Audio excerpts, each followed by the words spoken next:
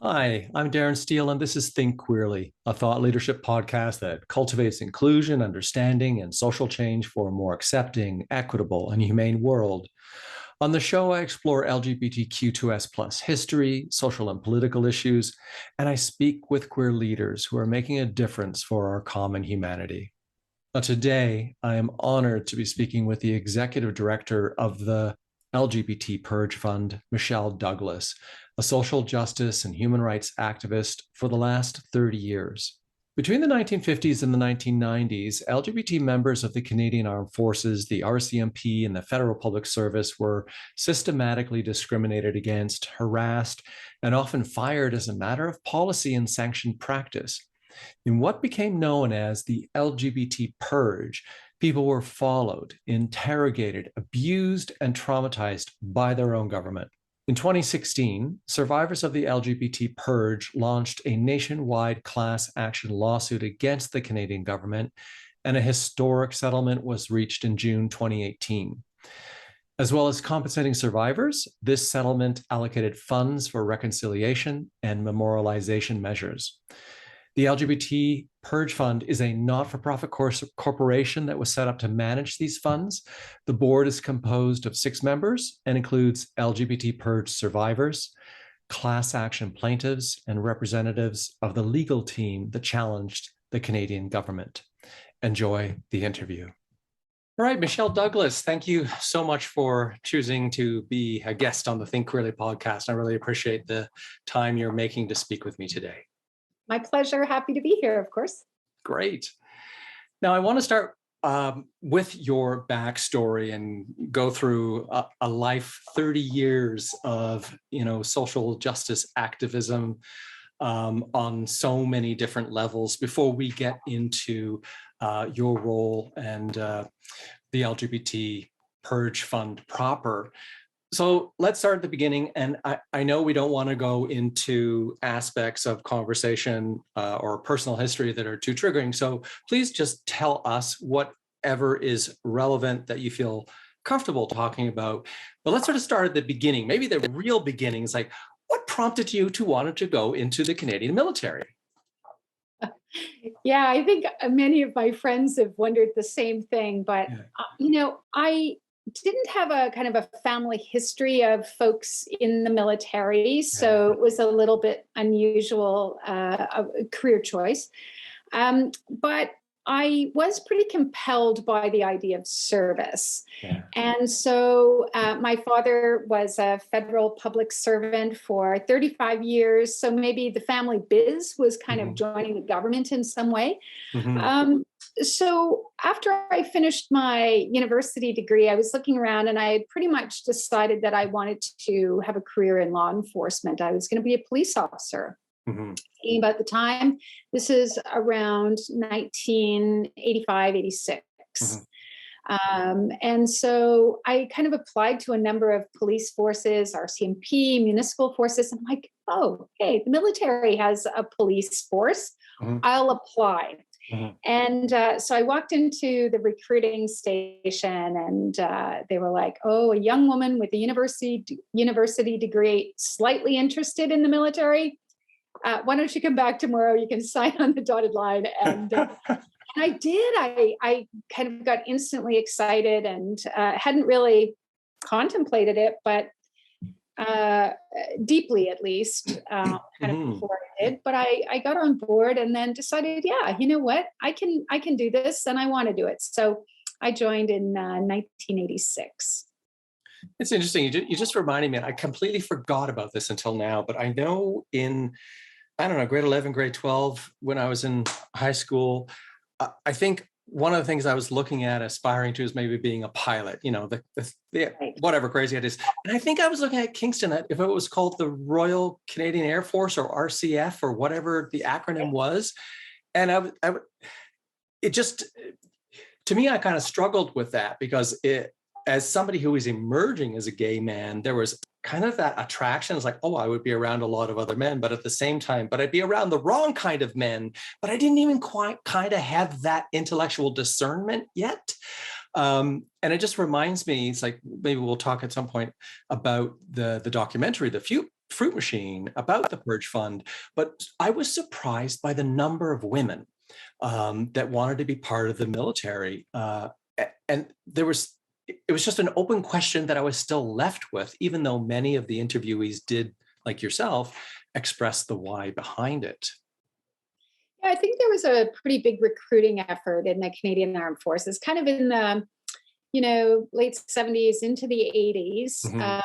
And yeah, to recruit women to lift the numbers of women serving in the Canadian Armed Forces. It kind of didn't reach me, or at least I didn't seriously consider it as a career choice for a long time, pretty much until I joined. But then I kind of like the idea of,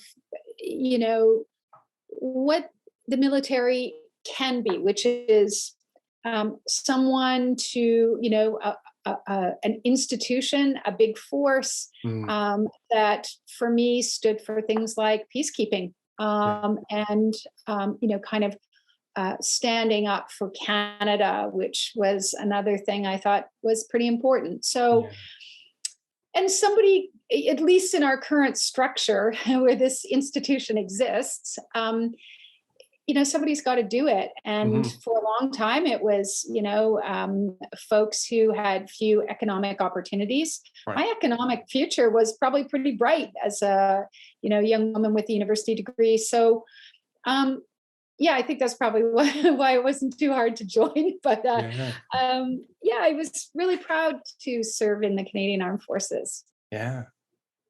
And then, as we'll really get into, in 1989, you were, and I put in air quotes, honorably discharged. I hate that phraseology, under the military's LGBT purge. I don't know if you can tell us a little bit about, like, did something precipitate that? Did you see that coming, or was it just simply you were taken into an office and bam, it was done? No, this is, kind of a 2-year journey to me being released from the military. So I joined in 1986 and was fired in 1989. Yes, I was dismissed honorably, which actually does help for things like future employment. But during the time I joined, I also want to kind of give some context to folks who are listening and watching that think about 1985, right? The operative section of the Charter of Rights and Freedoms, known as Section 15, kind of the human rights or protection clause that says, you cannot be discriminated against on the basis of certain criteria, if you're a woman or other criteria on the basis of race, religion, and so on. Now, Canada has this new constitution active, in 1982, but by 85, we have this human rights protection clause. And so I joined in that environment, and I became a military police officer. I got my commission as a second lieutenant. I was actually really good in the military. I graduated as the top candidate of every military course I took. I was really thriving in the environment. I was fit and smart and able to really thrive in that environment. But at the same time, what I didn't know when I went in was that I really fell for this woman, a fellow officer. She was doing her training as well, and kind of really felt like love for the first time. And it happened to be with a same-sex person, a woman, and the military was a place where a lot of women served who happened to be lesbian as well. So in that environment, back in those days, the military had this policy that said, I'm going to colloquially refer to this as, if you're gay, you can stay, but like no pay raises, no promotions, no training, no postings, things. So you're really stuck under this quite oppressive policy, meant to drive you out, of course. And after being posted to a new unit, I was taken early on by my commanding officer dropped off at a hotel out by the CFB Toronto, by the airport in Toronto. I was posted to CFB Toronto, and spent the next 2 days being interrogated there, about my sexual orientation, about who else I might know who happens to be gay or lesbian. And, it was really the start of some pretty awful treatment by the military, shaming, reducing, my humanity, oppressing, discriminating. You can say many words, but I think, and scarring, damaging, right? You go through those experiences as a young person, say 23 years old, trying to serve your country, and you're being interrogated about your sexual orientation. It's very difficult. And ultimately, I was, kicked out of the military in 1989. Not only, at least I was dismissed honorably, but my release record says not advantageously employable due to homosexuality. Okay. Wow. You laugh at it out of discomfort now, right? Of course. Yeah. Yeah. I didn't realize it at the time, but I was then fired as part of, a kind of a mass purging of queer folks. And we think between the 1950s and the 1990s, there were 9,000 or so folks who were across the military, RCMP, and federal public service who lost their jobs, or were really harassed. Some were arrested, therefore criminalized. And it led to some pretty awful things. Some folks were thrown in hospitals, and subjected to some pretty horrendous treatment. So what happened after? You basically went to court at some point. What were sort of the steps or the actions or the thought process that made you go and say, I'm not going to roll over and just go away, so to speak? Well, I think back to that time feeling like super vulnerable and unsure. I'd been fired, and yet I was this top performer. It was really destabilizing and kind of quite a traumatic experience. Excuse me. And I realized that, I had to get other work. I had to start explaining to people why I left the military when I really liked it. And so I got a job. I went back to what I kind of knew, which was I went to the federal government, and I applied, and I became a tax collector at the Canada Revenue Agency, like Revenue Canada. Yeah. I was there for a time, and then trying to kind of contend with my life. And I had the occasion of meeting Sven Robinson along this kind of path of, me leaving the military and trying to resume a different kind of life for myself. I met him, and he helped me. He incredibly, he reached his hand out. He found me in a way, and in many ways, and helped me get a lawyer. And I went to see the lawyer Clayton Ruby, and his partner in life, Harriet Sachs, who later became a judge. Yeah. And they helped me. And, I remember them saying, you have an amazing case. We have this new Charter of Rights. What's it going to be? Are you going to do this or not?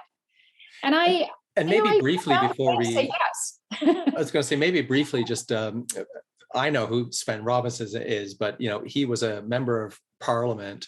I don't remember the exact years, but I do remember I was at Carleton University from 87 till 93, fall of 87. And I think it was in the following winter of 88 or 89 when he publicly came out in one of the banquet rooms at I believe it was the Chateau Laurier. It was a pretty important time. So that would have been, you were expelled at 89. When did you connect with Sven, and how long was he also still a member of Parliament at that time? Well, I connected with him probably around 1989, I think, somewhere in there. Yeah, Sven Robinson is a Canadian hero. Yeah. He's a close personal friend now. We've stayed in touch all these years. And more than 30 years, he had the courage to come out as a member of parliament. He has been central to so many human rights debates and movements in Canada. And I think for young folks who may not know who he is like somebody you have to really learn about. And he served as an NDP member of parliament from then the riding was called Burnaby, but from the west coast near Vancouver. And he was at the intersection of all of the rights movement for LGBTQ2 equality. He was fighting for these things for us, and was often very successful. He was an incredible advocate. Came from a legal background, but really his heart was in social justice movement. So he helped me, and so I'm glad to still actually to this day. It's funny that you should ask me to pause about Sven, because only a mere hour or two ago, I was talking to him about some ongoing work and advocacy activism work we're doing. Wonderful. Nice serendipity then today. Indeed. So he helped you, Clayton Ruby, the very big name, at least in Canadian legal circles, for a lot of the cases that he's fought. What were sort of some of the next steps, I guess, in as much of a nutshell as you want to, because this could go on for hours, right? So what were sort of the pivot moments, I guess, with that? Yeah. So think about like kind of going to see them around 1989 or 90 and just then deciding, yes, we will take this on. It'll be an early Section 15 Charter of Rights case. And we're gonna look at the military as an institution, as a homophobic institution, as one who had, discrimination on the books as policy. Right. And we're gonna call it out, and we're gonna start to call people's attention to what's happened to folks like me. Yeah. And so we brought a case in the federal court of Canada. Actually, if there's any single factual mistake people make about my own case, they often say, "Oh, Michelle Douglas fought this all the way to the Supreme Court of Canada." And actually, I didn't have to. We filed a case in the Federal Court of Canada, and the government was, gearing up and doing research to try to justify discrimination. And then I think they realized the folly of it. Like we had a very strong case. Yeah. And we brought it, and then there were some funny things along the way that they tried to defend. And they had bizarre theories. Like one of their theories they intended to use, but it didn't ultimately come out, was what I call 6 men in a tent.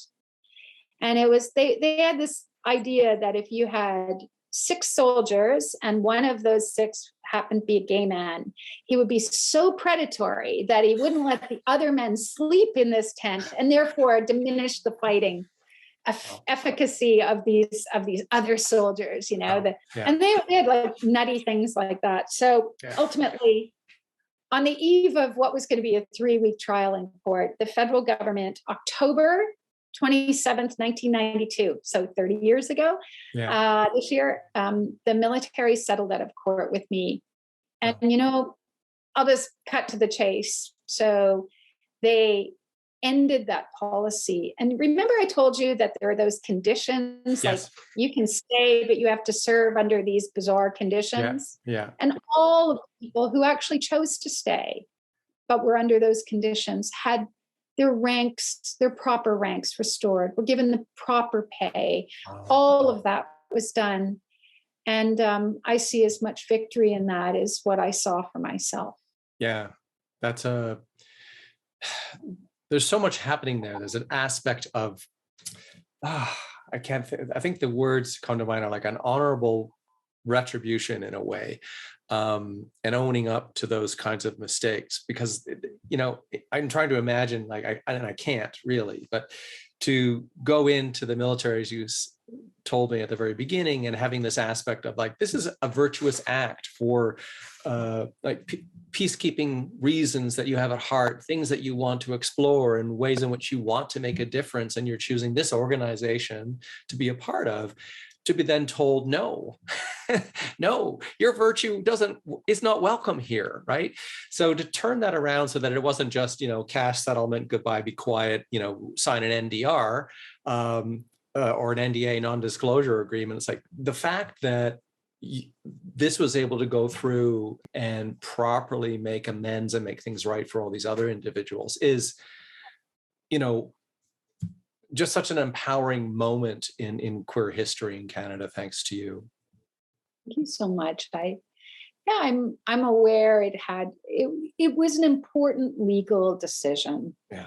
That by the time you get an institution like the military owning up and saying, right, this is not compatible with our Canada's Charter of Rights and Freedoms. It is discrimination, and it's not justifiable.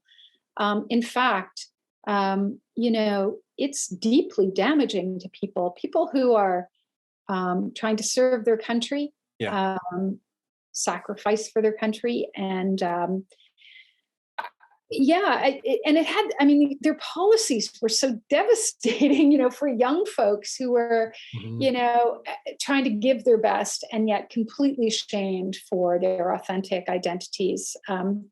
There's one thing, I got justice back in 1992, but it wasn't for decades later that, many hundreds more finally received some measure of justice as a result of a class action lawsuit. Yeah. So now we all bridge that gap between that moment of this reconciliation, the 30 years that you have been a social justice advocate. You've been on more boards than I think Wikipedia can keep track of. I'm just being a bit silly. You were chair of the board of directors at the 519 Community Centre. In 2000, Pride Toronto named you one of the Grand Marshals. Maybe tell us a little bit about that, and then how that led up to the LGBT Purge Fund, and we'll dig into that. Well, yeah, by this point, I was living in Toronto and really kind of catching up to the idea that I was part of the queer community, part of that I had a role to play. I mean, I was fired for being a lesbian, but I barely identified as one. I had just fallen in love with a woman. I really had to do a lot of kind of catching up on identity politics, right? And so early 1990s, when I was kicked out in Toronto, our queer community was just, dealing with HIV and AIDS and what was happening there. We were trying to establish other basic dignity rights, the right to be married to a person of the same sex, access healthcare, and so on, and some really important things happening at that time. And I stepped in and I started working in a form of activism I call legal activism, which is working with others to bring challenges, to start using the Charter of Rights and Freedoms to seek legal change so that at least the laws weren't against us. Right. So many others had already been doing that, but I became part of that community, and really standing on the shoulders of many who'd gone before, learning especially from queer activists who are fighting for their lives, and understanding how to make change through movement. Folks from labor, it was really an exciting time, and I was in it, and all of this, we had no money for our activism, but who cared? We were, lawyers would act for us for free, and there were an amazing group of lawyers, and it was an amazing time. It was liberation, and we were fighting for all the things we wanted to achieve. And I was just one part of that, but it was a pretty neat role, I have to say. Yeah. Well, one point I have to mention is that it doesn't seem like there's a lot of women in your position at the moment. I mean, there's a lot of white gay men, which, is on one hand, it is neither here nor there, but it's sort of like maybe the gay men just make a lot more noise. But it's also apparent to me in guests that I've had on the show, you're actually the first woman, lesbian, in an advocacy social justice role that I've had the opportunity to speak with. And you're not the only one. You just might be, I guess, at the moment, one of the most well-known. Yeah, although the idea of kind of notoriety or folks knowing the journey and how I played a role as an activist, that's kind of stuff I find, it's very fleeting. It falls away quickly. And frankly, once you're outside of, say, Montreal or Toronto, I now live in Ottawa, it's not as memorable, but we were in it. We were working late into the night as volunteers, figuring out ways, strategy, tactics, working together. If someone was going to do a civil action of disobedience, how could others of us support a couple that wanted to be married and intervene for them? I was involved in establishing a group called the Foundation for Equal Families, and we intervened in many cases at the time. Now, just as a sidebar, I also told you I was working for the federal government again, right? So I had this weird position of like working for them and suing them at the same time as intervener, but kind of like a plug for Canada there, because only in Canada could we, could I do my job, take it seriously, give them my best there, but also be like, I'm holding you account. Absolutely.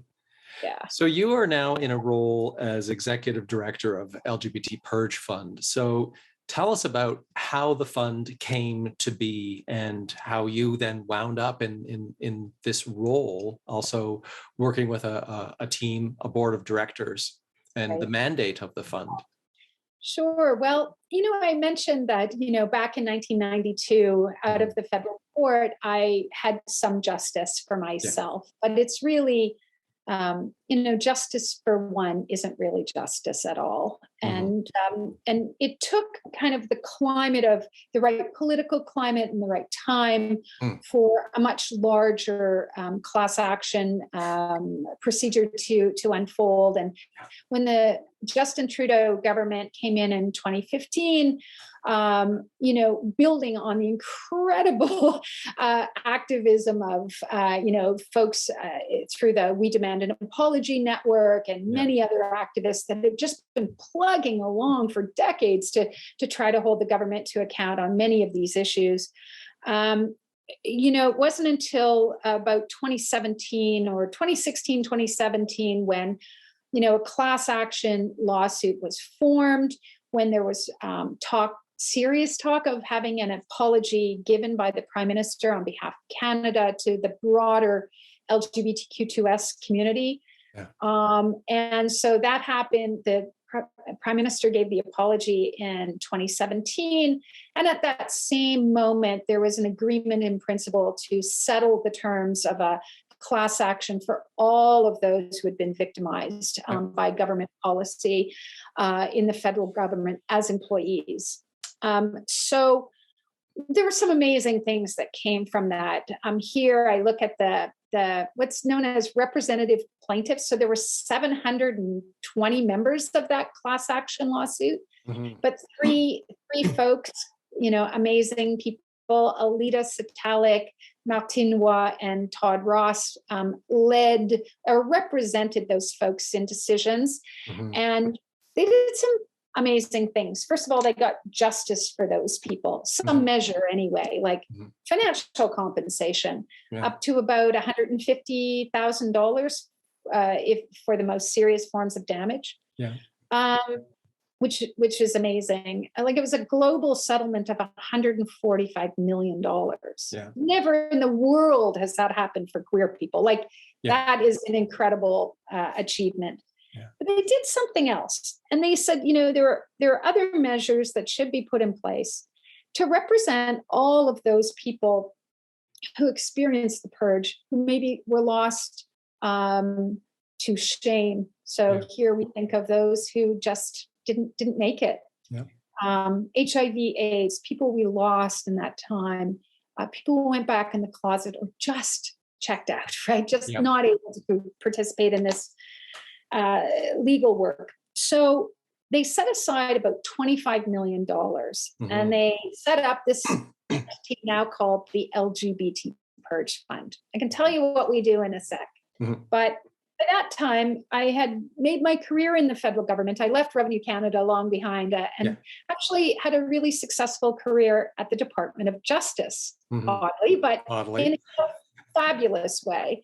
And I had the honor of working for people like former Attorney General and Justice Minister Jody Wilson-Raybould. But I was a public servant, completely politically neutral, and had a really good career. I retired in 2019, and then with the agreement. I just the way you said it just made me laugh. Like entirely politically neutral. So I was like, at work, entirely politically neutral, but after hours or after dark, queer activist at large. Listen, didn't mean I couldn't take action, but it meant I just had to, be very careful and worked really hard for whoever I was, serving as a government. Yeah, so at that point, I had transitioned into the Justice Department and retired, but both the government and the representatives of the class action asked me to lead this new organization. Wow. And I helped set it up really from the idea of what would it be called to opening a bank account and deciding that the global headquarters would be here in my spare bedroom in my house. So, and trying to find a way to focus on reconciliation and memorializing this time, educating others about this time, a little known time in Canadian history. And I've been doing that full time since about 2018, 2019. So, there's a lot going on. You've got a wonderful website that details all of the different initiatives, past and ongoing. But I suppose, unless there's something new, the biggest one that drew my attention and made me reach out to you is the monument that's being planned. Yeah, for sure. We have, I would say, about 5 different pillars or streams of work. We are mandated as a result of a court order. That class action lawsuit gave us our kind of marching orders, so to speak, which I really respect. And it said that we will work with the federal government to build a national LGBTQ2S plus monument, not just to the purge, but to the broader queer community, to memorialize periods of oppression, discrimination, but also our resilience and resistance and activism, our celebrations, our highs, our lows. So it's got to do a lot, that monument. I can talk about it. We're also doing an exhibit with the Canadian Museum for Human Rights. It's in Winnipeg. And so we're going to put on a human rights exhibit there and tell folks what really happened. We are working with the federal government to help them be a better employer in terms of, queer employees, right? If you're non-binary, two-spirit, lesbian, gay, bisexual, transgender, how do you work within that federal government? Can you get recruited? Can you advance? So all the diversity and inclusion and training aspects, we're doing that. And then finally, we're going to collect the historical records. Like, how the hell did any of this happen? Why did they hate us? Why did they create policies and laws and procedures that oppressed us so and treated us so badly that they could interrogate people in hotel rooms and brutalize them? So we're doing all of that. And then the fifth thing, and I'm happy to say, we do give out some community grants as well with this money.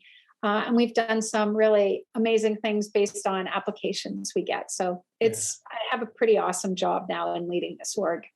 Oh, that's wonderful. what would you say then over the last 30 years, and you may have already said it, who or what are you most proud of and why? And you can answer both who and what. It's totally up to you. Yeah, I've never really been asked that question. I'm really proud of the courage of people who, despite pain and trauma, have found a way to somehow either help from, kind of just off stage or sometimes front and center.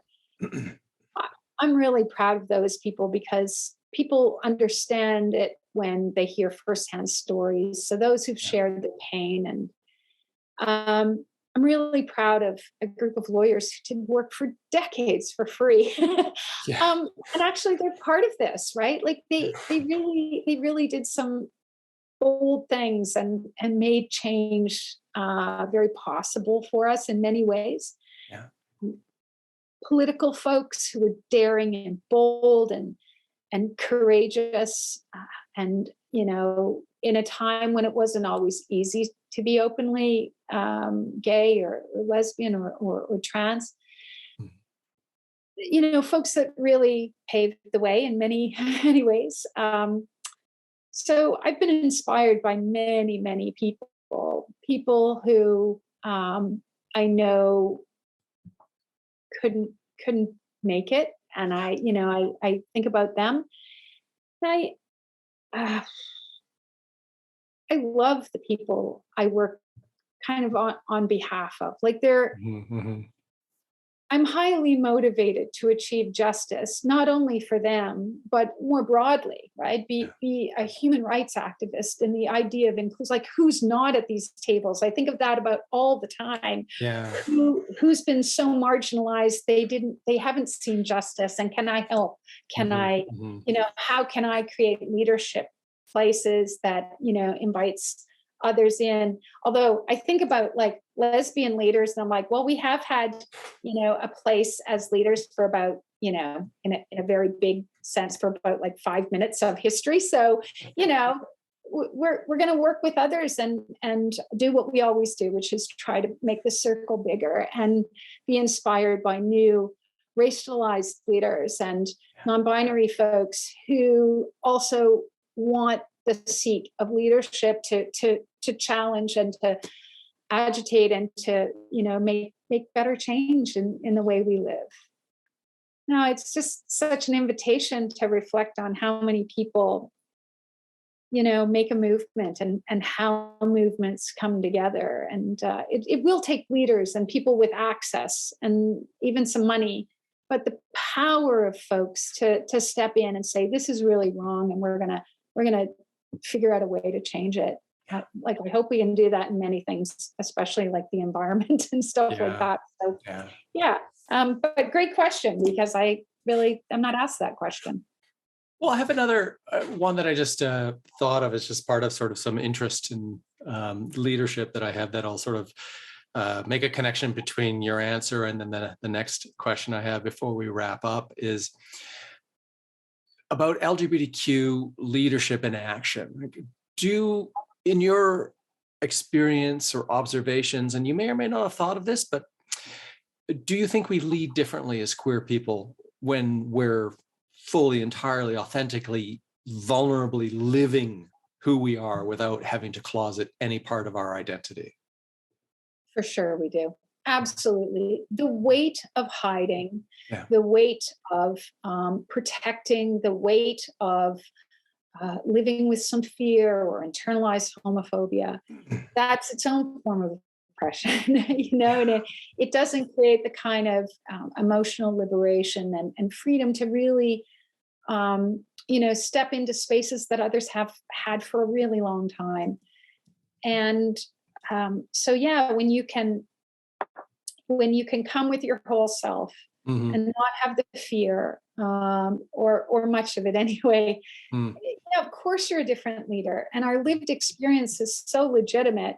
But we're multitudes. We're so many, intersecting identities, and that's amazing too, right? Like our lived experience, our regional, linguistic, kind of, our experiences. It just, it's so enriching when you can finally bring all of that. And I think that's kind of the hope I see, frankly, for our country. Yeah. Is big ideas from folks who are just coming to the table now. They should have been there a lot before, but just reflecting yesterday. So this is coincident with the visit of the Pope to Canada, and one moment that stood for me, and I will be reserved on how I think about anything like the apology. It's not for me to really say, but I saw Jack Saddleback, a two-spirit person from the West, there with a trans flag in the crowd with an Indigenous feather on the flag. Mm. And I was blown away about what that moment must have been like for them. Yeah. And the hope of like visibility is powerful. And there they were on television, and yay, Jack. Just seeing that person there, I'm like, it felt really hopeful for me in a way that I didn't expect about the Pope's visit and so on. But it's just about getting people into places of visibility and power. Right. Yeah. Well, I think sort of, what you're reflecting on or seeing connects back with how you answered the question.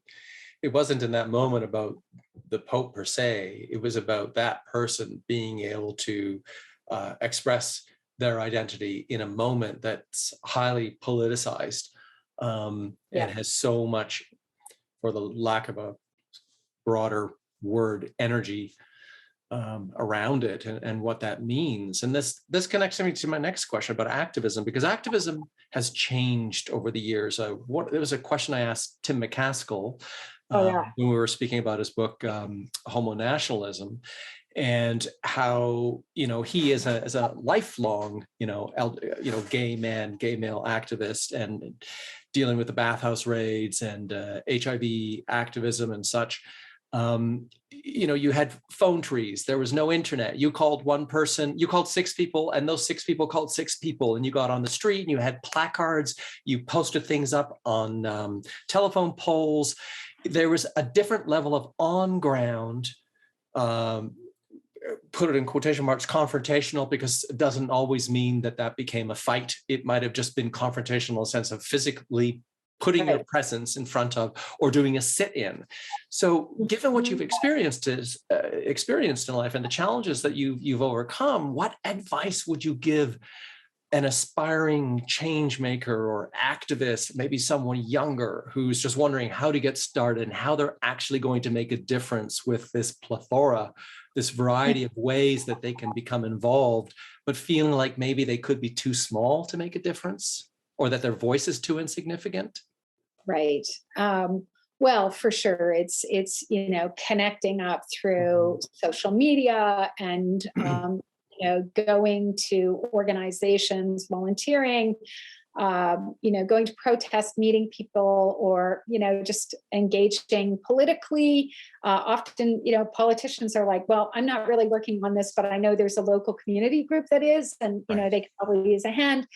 And the advice part for me would be, don't let the lack of financial resources stand in your way. It seems like, well, some of this activism work we've done has been so poorly resourced. It's getting slightly better in my view. I don't know if others would hold up, but it's my sense of it.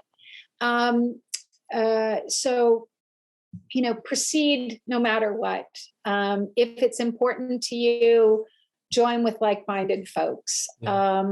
Labor's always been, there on these issues. So if there's that kind of work that can be done, committee work, in your workplaces, form a group and, bring others to you if you can't find where to go. And don't give up. the biggest, hardest challenges of our time will outlive most of us, I think. It's not like I'll see a perfect ending with a ribbon on it to, the reality for queer folks in our society in my lifetime, but it's the journey, and you go on it with others. Yeah. And it's deeply rewarding, right? It's enriching. It builds friends. You look at intersectionality differently. You challenge your own biases and all of that. Also, I get worried about the idea that if I take a misstep along the way, if I don't say the right word on the monument, am I done?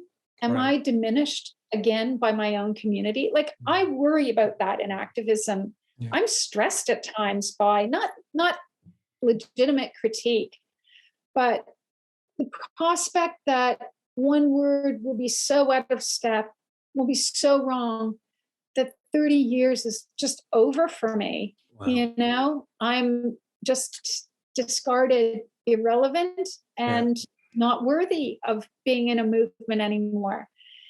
And I want to resist that. Because perfection isn't part of what any of us bring, for sure. I know it isn't for me, but I am trying with sincerity, and so is everybody else I know. I think judging people by their actions, yes, but there is room for grace in social justice movements. Yes. Right? Like, I don't know. Do you think there is? I think there is. I think what's so important is, for a short time, there was this idea, I think this was happening more on the college campuses in the United States, that intention didn't matter. It's like, well, then if intention doesn't matter, we should all just give up now.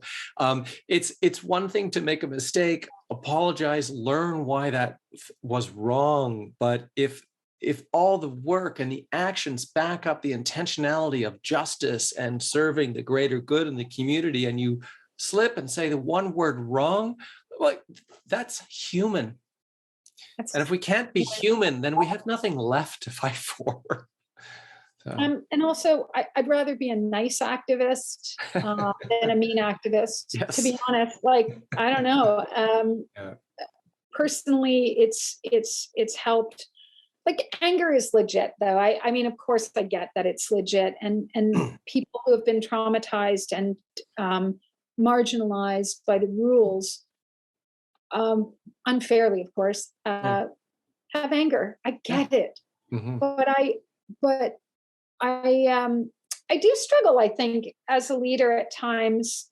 Maybe it's because I'm thin-skinned. Maybe it's because I carry along a few scars from the past myself. Yes. I think these are areas that worry me about leadership right now. I'm sure there are some amazing thinkers in all of this, but I just hope that we can work together collaboratively and realize that we're largely trying to lift up all boats and not just crush some of them or sink them. I wonder if, my quick thought on that is maybe we see this more in politics, and whether or not we can call a politician a leader is an entirely different debate. I think calling someone a leader is a discussion to be had about how are they actually leading, and what do we decide, what in this moment are we deciding are the qualities that make of a great leader.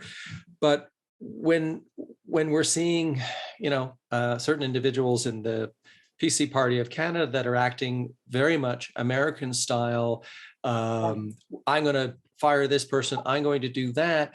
That doesn't create bridges to cross. It just sets up a sharply, polarized partisan divide.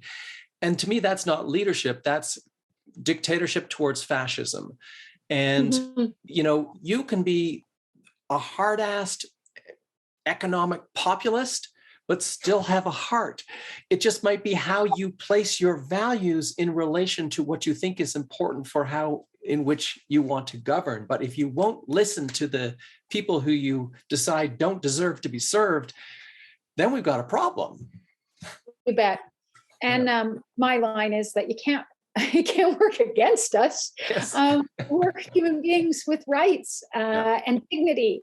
Yeah. And respect is fundamental in dealing with us. And if you're a politician who actively works in ways by policies, rhetoric, in a fundamentally disrespectful way about our identities and our right to exist, even in some cases. Yeah. Look out, because I've now got more than 30 years of activism behind me, and I have a lot of friends. And maybe that's the other lesson. I haven't given up either. I'm still here, still doing it. Yeah. Well, to end it on a really high note, I hope, what are you most excited about for the remainder of the year? It could be something personal. It could be something in relation to the activism that you do. Yeah, you know what I'm looking for? Moving the dial on trying to get more historical records to tell the story. I think if you don't have them or have access to them, it's easier to deny our truth. And I'm really, really committed to doing the work of the Purge Fund and working with others on that project. There's about 10,000 pages or so posted on the LGBT Purge Fund's website. Right. And they tell a story, and it's not a happy story. It lifts the varnish off of what we think, what we kind of understood our history to be. Yeah. But that's okay. Canada's in a period of looking within, and we're going to be better for it in lots of different ways. And this has to be one of those ways. We have to know our history. Canada had a terrible history in the way it treated LGBTQ2S plus folks. It's getting much better in many, many areas, thanks to the activists, thanks to all the vectors of change makers that force that change to happen. Yeah. Wonderful. Well, Michelle Douglas, I really appreciate your time and your insights and your wisdom and, your dedication to the work you've been doing these years. Like you said, there are so many people that have made a profound difference. And I just feel honored and privileged that I've had the time to speak with you and share a little bit of your journey on my show. Thank you so much. I'm glad to do this and to talk about this. It's inspiring for me to do it too. Thank you. Thank you so much. Thanks so much for listening or watching to this edition of Think Queerly. You might wonder, so what does Darren do when he's not podcasting? Well, I do a lot of other things. If I'm not coaching another LGBTQ leader, I'm writing about self-mastery practices and efficient productivity frameworks for creators and change makers who really want to enjoy their life and create a thriving business at the same time and make a difference in the world. So I recently started publishing at darrensteele.substack.com. If you've never heard of Substack, it's called a newsletter platform, even though it's more than that. But the basic idea is whenever I publish, that will be sent to your email inbox in full, so you can read my latest articles at your leisure whenever it fits your schedule, and you'll never miss anything that I ever publish. It's also going to be the best place going forward to be notified of any of the free webinars that I host and upcoming subscriber-only events that I'm going to try and make very exclusive to people that are subscribed to my Substack. So if this sounds like you can head over to the show notes and find the link. Otherwise, head over to darrensteele.substack.com. It's called Self-Mastery with Darren Steele. Take good care.